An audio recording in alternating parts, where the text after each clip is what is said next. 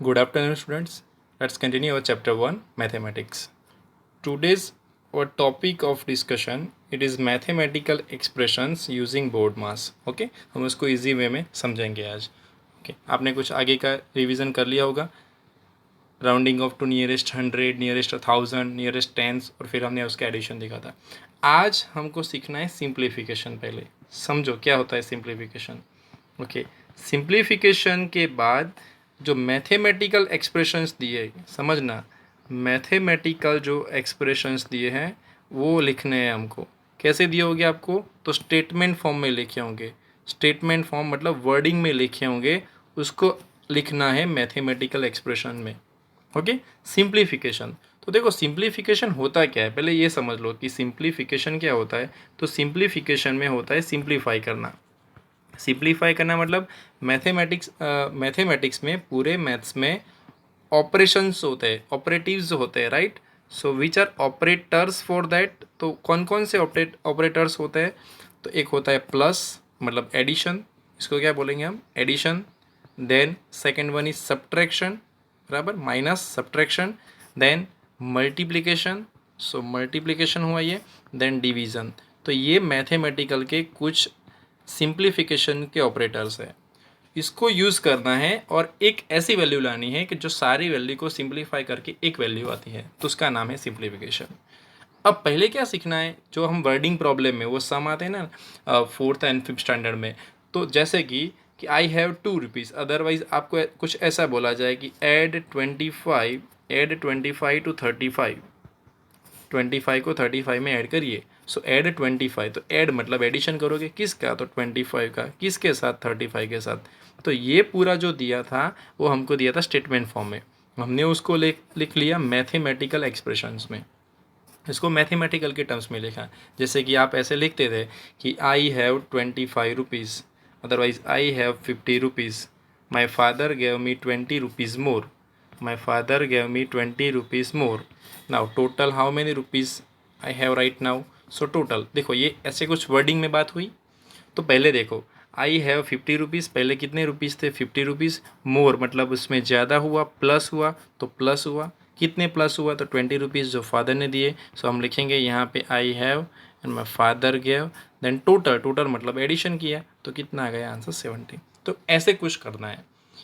लेकिन वहाँ पे हमने लिखा था BODMAS, ये समझना आप, BODMAS, इस खास समझिए. देखो इसका मैं क्लियर करवा देता हूँ. D4 डिवीज़न, अभी हमने देखा D4 division. M for multiplication, M for multiplication, आप एक नोट डाउन करते जाइएगा उसको. A फॉर एडिशन, A मतलब क्या होगा? A for addition. And S for subtraction, S for subtraction. Okay, ये 4 हुआ. लेकिन आगे क्या है? Bracket of. देखो ब्रैकेट ऑफ भी लिख सकते हो, अदरवाइज ब्रैकेट इन ऑर्डर भी बोलते हैं उसको. ब्रैकेट के बारे में हम बाद में उसकी डिस्कशन करेंगे. ब्रैकेट में आता है एक स्मॉल ब्रैकेट आता है, फिर curly bracket, then big bracket, then line bracket, ऐसे ब्रैकेट आते हैं. अभी आप इतना समझिए कि bracket of division, multiplication, addition and subtraction. मतलब पहले कौन सा ऑपरेटर यूज़ किया जाएगा? तो पहले डिवीज़न यूज़ किया जाएगा. बाद में कौन आएगा? तो फिर मल्टीप्लिकेशन आएगा. फिर कौन आएगा? तो एडिशन आएगा. Then subtraction. और उसके आगे अगर ब्रैकेट है तो पहली प्रायोरिटी किसको दी जाएगी? ब्रैकेट को. समझ रहे हो ना? अगर डिवीज़न है फिर मल्टीप्लिकेशन नहीं है तो आप डिवीज़न से सीधा कहाँ पे आ सकते हो? तो एडिशन पे आ सकते हो. फिर आप कर सकते हो सब्ट्रैक्शन.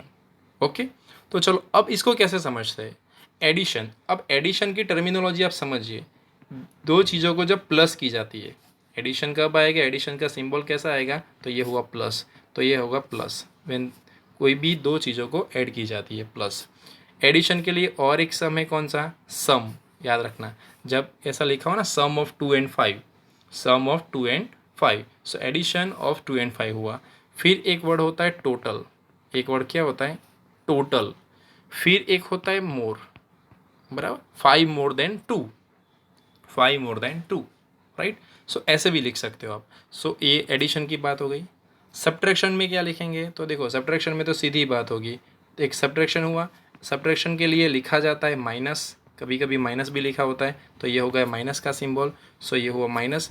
और एक उसके लिए अच्छा वर्ड है, वो वर्ड कौन सा है, तो डिफरेंस, डिफरेंस ऑफ 7 एंड 5।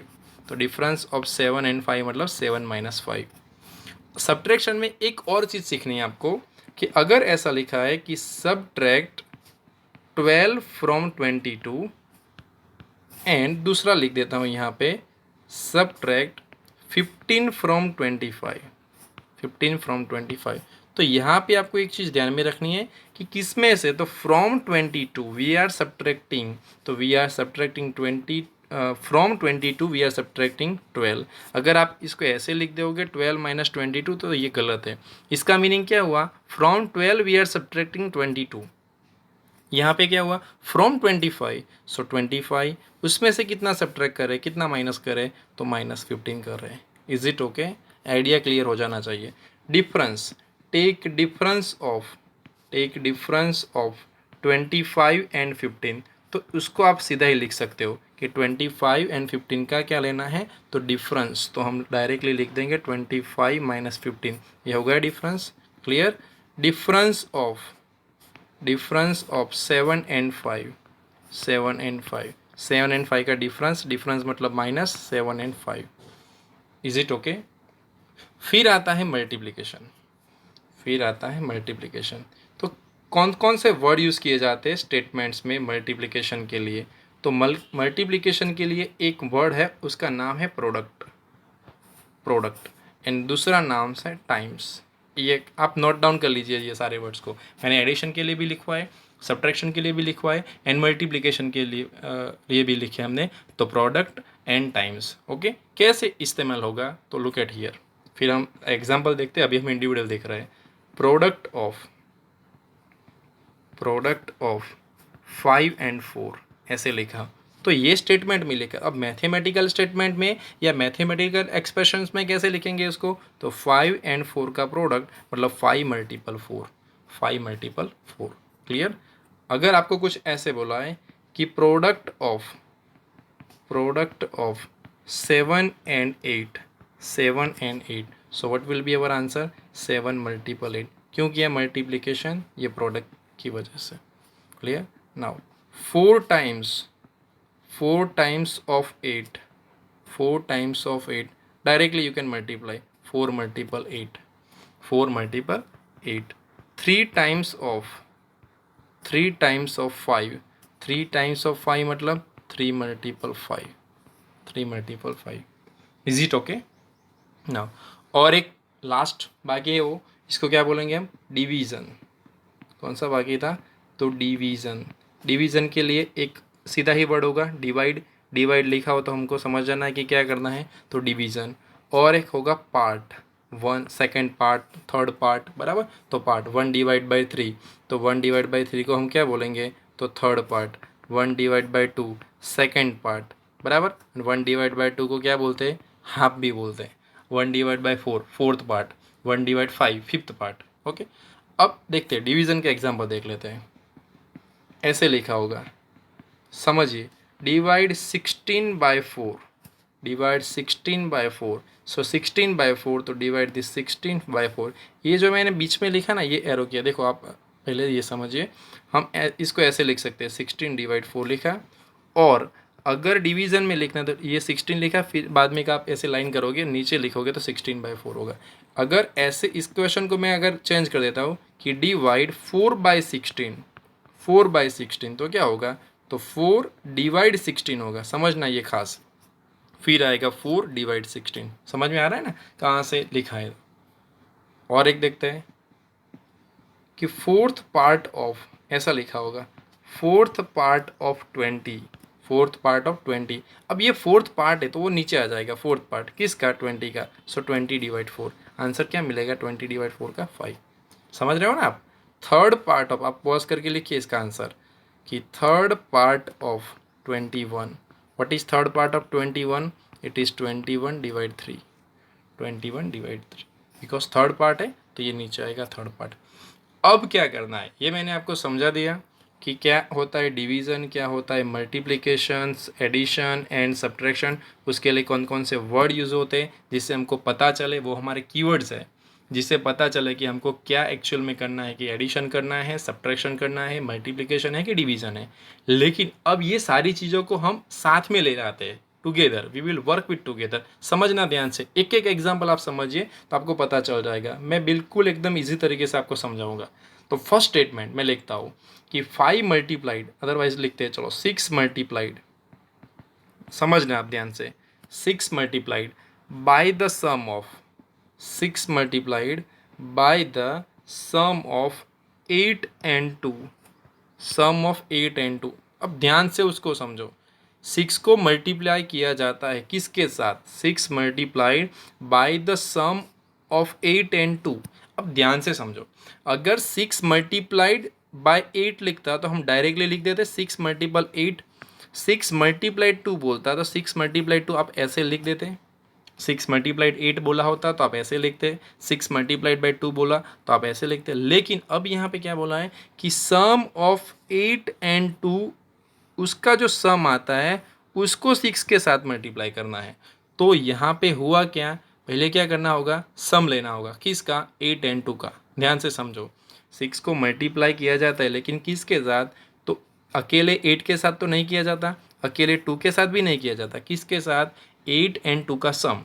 अब 8 and 2 का सम मतलब क्या हुआ, तो 8 and 2 का सम मतलब 8 and 2 का क्या होगा, एडिशन। अभी हमने वर्ड्स लिखवाए ना आपको, कीवर्ड्स, कि एडिशन में सम आता है, टोटल आता है, मोर आता है, राइट। ओके, नाउ समझिए अब आगे कैसे लिखते हैं। तो पहले हम कर देते हैं sum of 8 and 2, sum of 8 and 2 कर देते हैं। तो चलो यहाँ पे कर देते हैं सम ऑफ 8 and 2, फिर मल्टीप्लाई करते हैं 6 को। तो ये हो गया आपका मैथमेटिकल एक्सप्रेशन। अभी हमको उसका आंसर नहीं देना है, सिर्फ उसको मैथमेटिकल फॉर्म में ही लिखना है। आप ऐसे भी लिख सकते हो, ये पहले 8 and 2 का मैंने एडिशन कर लिया, मतलब सम कर लिया इन दोनों का, फिर मल्टीपल कर रहा हूँ 6 से। ये दोनों राइट है, ये भी राइट और ये भी राइट। समझ में आ रहा है ना, 8 and 2 के साथ। चलो एक और सम करता हूँ, ध्यान से उसको देखो। 8 multiplied by difference of 5 and 2। देखो, डिफरेंस ऑफ 5 and 2, तो डिफरेंस ऑफ 5 and 2, डिफरेंस याद करो, डिफरेंस मतलब क्या होगा, subtraction. So difference, sorry by mistake it has done। okay, 8 multiplied difference of 5 and 2। चलो फिर से क्वेश्चन लिखते थे कि 8 multiplied by difference of 7 and 3। Clear. Now what is the difference of 7 and 3, it is 7 - 3। Difference मतलब हुआ ना subtraction, इसको 8 के साथ मल्टीप्लाई करो तो ऐसे कुछ हो जाएगा आपका मैथमेटिकल एक्सप्रेशन। मैंने ऐसे भी बोला, आप ऐसे भी लिख सकते हो, 7 - 3 फिर 8 के साथ मल्टीपल करो, then also both are right. Is it okay. हम level by level, step by step उसको आगे ले जाते हैं। नाउ सेकेंड सम, समझिए स्टेटमेंट को खास समझिए। 25 is divided by 5, 25 is divided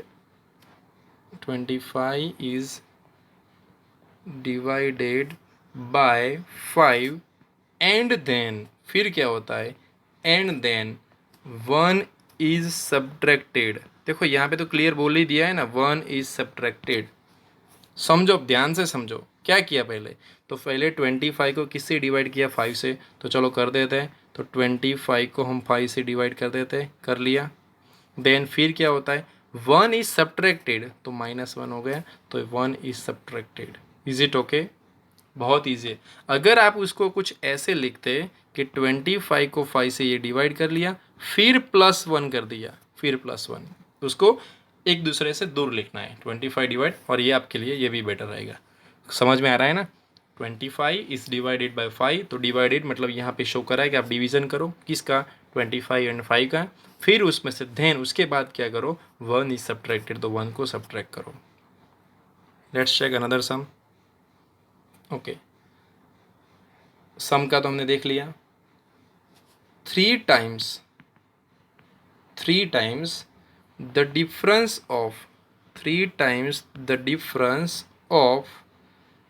21 and 4। 21, मैं रेंडमली ऐसे कोई भी एग्जांपल ले रहा हूँ। 3 times the difference of 21 and 4। देखो यहाँ पे समझना जैसा है कि क्या है कि 3 टाइम्स, अब टाइम्स मतलब अभी मैंने लिखवा है, टाइम्स मतलब क्या होगा, तो मल्टीप्लिकेशन, तो 3 मल्टीप्लिकेशन होगा, किसके साथ होगा, क्या सीधा डायरेक्ट 21 के साथ हो रहा है, तो नहीं, सीधा क्या 4 के साथ हो रहा है, तो नहीं, ऐसा नहीं लिखा कि 3 टाइम्स ऑफ 21, समझ रहे हो ना, 3 टाइम्स ऑफ 21 लिखा होता तो आप, हम कुछ ऐसे लिख देते, हमने देखे आगे वाले एग्जाम्पल, 3 टाइम्स 4 बोला होता तो कैसे लिखते, 3 मल्टीपल 4 बोलते हैं, लेकिन ऐसा नहीं कहा, क्या कहा है कि 3 times the difference of 21 and 4, मतलब 21 के साथ भी नहीं, 21 के साथ भी नहीं और 4 के साथ भी नहीं, लेकिन उनके डिफरेंस के साथ मल्टीपल करना है, उनका 3 टाइम्स लेना है, so that will be 3 into 21 minus 4, 3 into 21 minus 4। Is it okay? Now let's check another example. जैसे जैसे आप करोगे आपका आइडिया क्लियर होता जाएगा। Okay, sum of 9 and 8, sum of 9 and 8 is divided by 7। देखो रैंडमली लिख दिया है। अब समझो आप, क्या 9 डिवाइड बाई 7 लिखा है, तो 9 डिवाइड बाई 7 लिखा होता तो हम कुछ ऐसे लिख देते उसको।